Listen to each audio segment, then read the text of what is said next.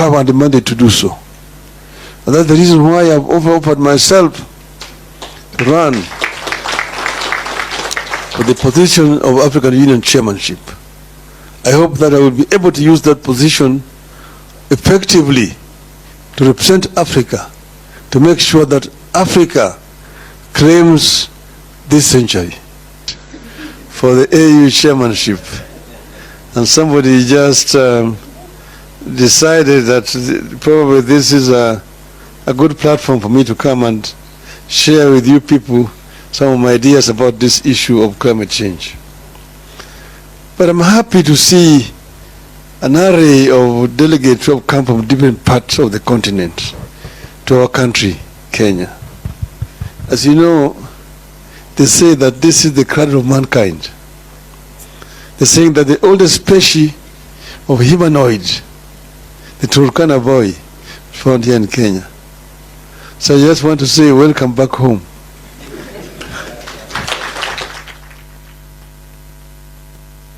Well, we are talking about climate change, and we just like a stuck gramophone. You know, you go down and round because it's the same language we speak year in, year out. But maybe that is a subject for later. For now, I just want to say that it's my pleasure to be part of this great and noble occasion where Africa sits with partners through the platform of African Green Climate Finances, designated National Authorities Network, to discuss climate change and how to respond through accelerated access to climate change, climate finance. We are here to exchange ideas on a common problem, the view to develop a common approach and a common solution. I take note that AFDAN has been established to enhance mobility of climate finance, make it more readily accessible to support Africa in enhancing adaptive capacity and building resilience of our people, both in the rural and urban setups through locally led solutions. I'm aware that AFDAN is already recognized by the Committee of African Heads of States and the government on climate change. This gives it the right leverage to undertake its role. Climate finance has been here with us, but access to the finances remains one of the biggest challenges in responding to climate change. I said that will sound like stuck gramophone record. Because as you know, I was in COP15 in Copenhagen. I was in COP16 in Cancun, in Mexico. I was in Maputo. I was in Paris. Two years ago, I was in Sharm el-Sheikh. From COP15, from Copenhagen to Sharm el-Sheikh, it was the same language, year in, year out. You got all the time going there to whine, to cry. This is why I was saying that we sound like a stuck gramophone record. The more the things change, the more they remain the same. The continent continues to face myriad of challenges associated with adverse climate change effects. Consequently, the vulnerable segments of our population, particularly the poor in both rural and urban communities, continue to bear the brunt of climate change. You know, as already been said here, that Africa is a victim, not the offender in this exercise. Africa's emissions is negligible compared to what we are going through globally. Yet you can see that today Africa lives between two twin disasters here: floods and drought, year in, year out. This year This country suffered very severe floods. A lot of infrastructure destroyed. Many people displaced. Up to now, people are still suffering from the consequences of just recent floods. Down there, as we were going through floods here, down the south, there was the drought. They are going through a very severe drought in the south. And this happens across all the continent, year in, year out. So we are victims, yet the offenders themselves keep on using language. They come and use nice language, but that's all it is. The resolutions are passed, they just ignore. So we need to find a way of forcing implementation of resolutions which are passed. Which means that one such fundamental issue is the promise by the rich countries to play their part and help the countries that contribute the least in greenhouse gas emissions into adaptation. Because of the failure to translate the promises into reality, Africa as a continent still has challenges with access to some of the climate finance sources, such as the Green Climate Fund, Global Environment Facility, Least Developing Countries Fund, Adaptation Fund, Climate Investment Funds, as well as the bilateral and multilateral development partners, which are all well-established avenues for accessing climate finance. Consequently, Africa can only access 4% of the climate finances, which is way below the impactful finance. With the rapid urbanization of our continent and the development trajectory, Africa has an opportunity to chart its own pathways, which will ensure that African cities adapt to climate challenges. Because Africa is urbanizing fairly rapidly now. But urbanization is a global phenomenon.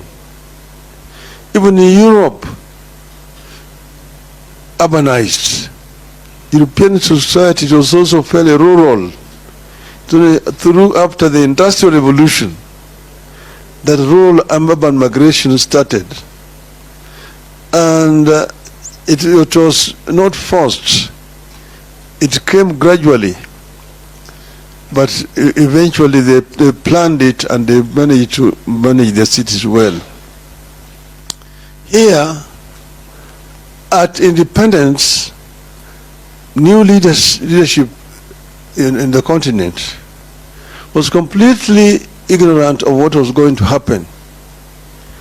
Immediately after independence in this country, there was rural-urban migration in the 60s. People were coming to the cities. But then the government at that time asked people to go back to land. There was an order by the head of state then that people go back to the land. Rudi mashambani in Swahili. Even songs were coined. Mzee kasema rudi mashambani hakuna kazi. Mzee kasema rudi mashambani hakuna kazi. People went back to the mashamba. They had nothing useful to do. Started again gradually coming back into the cities. But because the government believed that the order was going to be obeyed, there was no planning to respond to this rural-urban migration. People coming up and started putting up temporary shelters to live in. These shelters eventually grew up and they were now christened informal settlements. Read slums.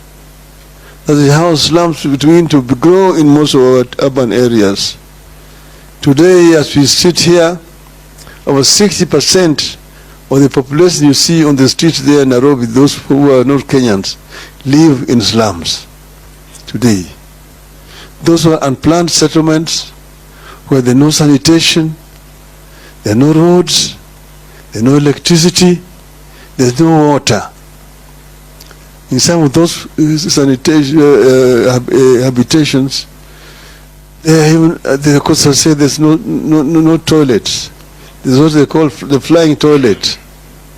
The flying toilet is somebody goes relieves himself in a newspaper, then throws it away. If you are unfortunate to be passing by, the word greets you. So these are some of the things that we need to deal with on the continent. This is how serious the situation is. As we host the 10th special session of the African Ministerial Conference on Environment, that's in Abidjan, the African Urban Forums Addis Ababa, and the World Urban Forum in Cairo, all happening in the last part of this year, we are encouraged to focus our energy and priority on building resilience through key programs, notably financing locally led climate actions and building climate resilience of the urban poor. This will have great potential for both the rural and urban communities. Currently, cities account for about 75% of the world's energy consumption and are responsible for over 70% of the global greenhouse emissions. The way cities are planned, built and managed is key to reducing carbon emissions and keeping global warming within the limits of 1.5 degrees Celsius as set by the Paris Agreement of 2015 on climate change. Efforts of city authorities must translate into better and sustainable urban environments that result in improved air quality, sustainable use of ecosystems, cleaner energy, reduction of overall energy consumption and greenhouse gas emission, and improved waste management. So in conclusion, ladies and gentlemen, to address the devastating impacts of climate change, we can't continue with the business as usual approach. It is important that we change the game. I strongly believe that AFDAN is the game changer. AFDAN therefore has a critical role in supporting the African Union Commission in its commitment to climate action. AFDAN is expected to be fully committed to enhancing mobilization of climate finance and enhance its access to all the 55 African countries. This will help Africa to deal with this issue seriously, because this is an issue that Africa must confront head on if Africa hopes to develop. Africa is the richest continent on the planet Earth in as far as raw materials are concerned. Yet it is a paradox that the richest is also the poorest in as far as the living conditions of these people are concerned. This is a paradox that we can actually reverse as a people. Yes, you can, the historical reasons to justify what is there today, but we cannot live in history forever. Other countries were also colonized, for example, but they have marched on. So it's time that Africa took its destiny in its own hands and worked as one unit. If we are going to negotiate for compensation, which is our right, because Africa, for example, has got also one of the biggest carbon sinks in the world, the second largest after Amazon, the Congo forest. So Africa needs to be compensated. But if we go as Kenya, we go as DRC, Nigeria, Guinea, Senegal, Egypt, Algeria, South Africa, then we're not listening to you. They keep on taking you round and round and round. I've told you because I've been to these international conferences, these COP conferences. The resolutions are being passed. You can talk until your voice is hoarse. But after that, people pack up and go. Heads of state jump or come in on jets, land and quick there to go and make speeches. Making speeches back on the jet and go back. They wait for the next other conference next year. So people who are just going doing those conferences, they move from one conference to another conference. Each year they take 2 months or 3 months camping in those conferences. But nothing concrete comes out of them. You must make sure that something concrete comes out of those conferences. The African Union can be the champion of this.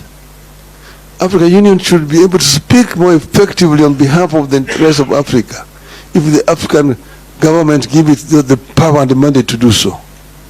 And that's the reason why I've offered myself to run for the position of African Union chairmanship.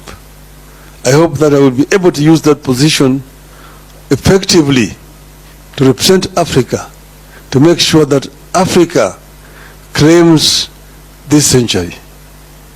I finished by telling you the story I would tell of an African lion. African lion, there are several African lions.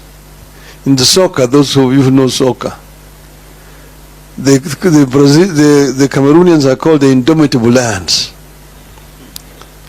The ones of Senegal are called the lions of Teranga. The ones of Morocco are called the Atlas lions. So lion is a very important animal in Africa. See, the king of the jungle. Now the African lion is challenging the Asian tiger. Tell the Asian tiger that you, Asian tiger, you've danced on the world stage alone now for too many decades.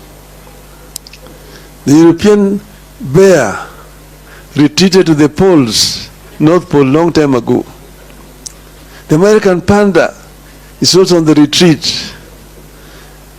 You have been there alone all this time. I myself have been here asleep in the Congo, the jungles of the Congo. But now I'm awake.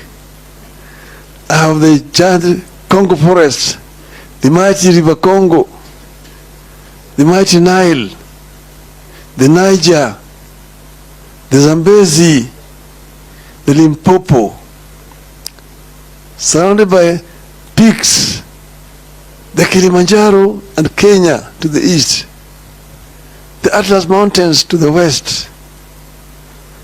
And here I'm sitting on African gold, African diamonds, African bauxite, African iron ore. And I'm going to turn all this, and African oil, I'm going to turn all this